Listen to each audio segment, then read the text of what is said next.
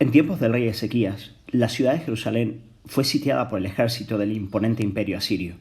El general del ejército asirio, llamado el Rabsaces, se puso en pie junto a las murallas para blasfemar el nombre de Dios delante de toda la población, y lo hizo en arameo, para que todo el pueblo lo entendiese. En ese momento, el rey Ezequías se vio tentado a buscar auxilio entre los egipcios o los babilonios. A fin de cuentas, ¿qué podía hacer un reino tan pequeño como el de Judá ante un semejante imperio como el de Asiria? Queridos hermanos, la iglesia de nuestro tiempo no es muy diferente a la Jerusalén sitiada por los asirios. También nosotros parece que nos vemos rodeados por enemigos cada vez mayores en términos políticos, en términos culturales. Vivimos en una sociedad cada vez más antagónica a la iglesia de Jesucristo y nos preguntamos qué podemos hacer en este tiempo, ¿a dónde podemos acudir? Pues nada, en ese momento donde Ezequías se veía tentado a acudir a otros imperios, el profeta Isaías se hizo presente para recordarle que Dios es poderoso para salvar y que aquellos que confían en Él ciertamente alcanzarán la salvación. Por lo tanto, hermanos, en estos tiempos difíciles recordemos que Dios es el Salvador de su pueblo y que a nosotros nos corresponde y somos llamados a confiar en Él. Eso es lo que aprendemos en el Salmo 76. Él es un gran consuelo porque nos recuerda que Dios hace glorioso su nombre al salvar a su pueblo, al salvar a los mansos de la tierra. Leemos en los versículos 1 al 3, Dios es conocido en Judá, en Israel, grande es su nombre. En Salem, Jerusalén, está su tabernáculo y su habitación en Sión. Por lo tanto, Dios se hace conocido en medio de su pueblo. ¿Pero de qué modo lo hace? Versículo 3 dice, allí, en medio de su pueblo, quebró las saetas del arco, el escudo, la espada y las armas de guerra. Por lo tanto, Dios se hace conocido en medio de su pueblo como un poderoso Salvador, como aquel que viene a librarle de todos sus enemigos. Cuando Ezequías confió en Dios, fue interesante porque Dios mismo trajo una gran mortandad en medio del ejército asirio. Aquella noche 185,000 soldados del ejército asirio murieron por manos del ángel de Jehová, sin que nadie del pueblo de Israel tuviese que actuar. Hermanos, este es nuestro Dios, aquel que viene a salvarnos sin que nosotros muchas veces ni siquiera tengamos que levantar nuestras manos. Así leemos en los versículos 4 al 6, glorioso eres tú, glorioso, poderoso, más que los montes de Casa.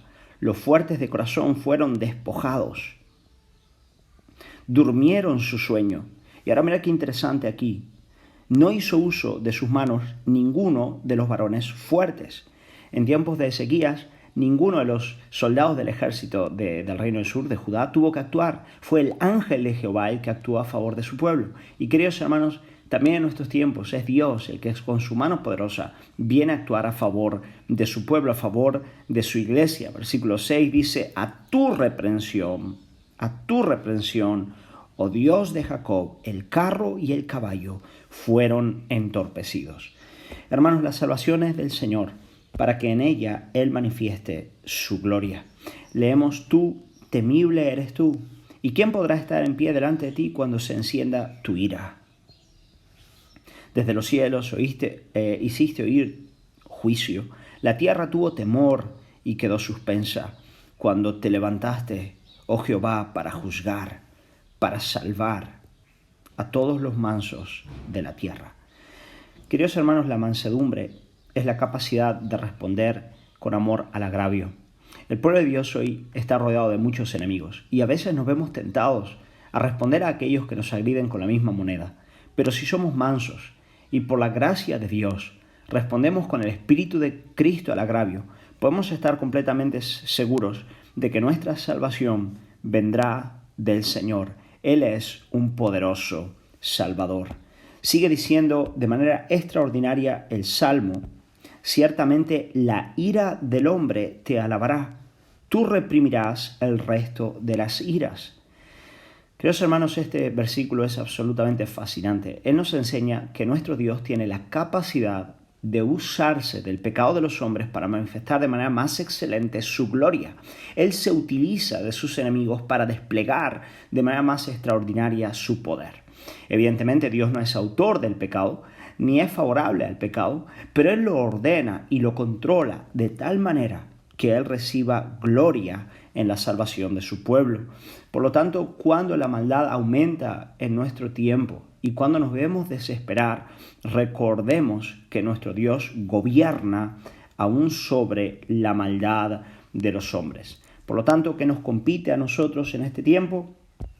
Hacer lo que dicen los versículos 11 al 12. Prometed y pagad a Jehová vuestro Dios. Todos los que están alrededor de él traigan ofrendas al temible. Cortará él el espíritu de los príncipes, temible es a los reyes de la tierra. Queridos hermanos, nosotros no podemos cambiar la realidad geopolítica. Es difícil que nosotros tengamos acceso a los altos niveles de la cultura. Tal vez algún creyente suelto pueda tener alguna influencia a ese nivel, y bendito sea el Señor que la use para su gloria. Pero todo verdadero creyente en este tiempo puede y debe descansar en la soberanía de Dios sobre el mal y dedicarse a vivir con obediencia delante de Él, prometiendo y pagando sus votos, trayendo sus ofrendas al temible. En otras palabras, que su vida día a día, en vez de estar preocupada con la gran historia el tiempo entero, debe ocuparse de amar y servir a su prójimo, de dar testimonio de Cristo y de padecer por su causa. Así que, hermano, no desesperes. El nuestro es un poderoso Salvador, quien da a conocer su nombre en medio de su pueblo al manifestar la gloria de su poder.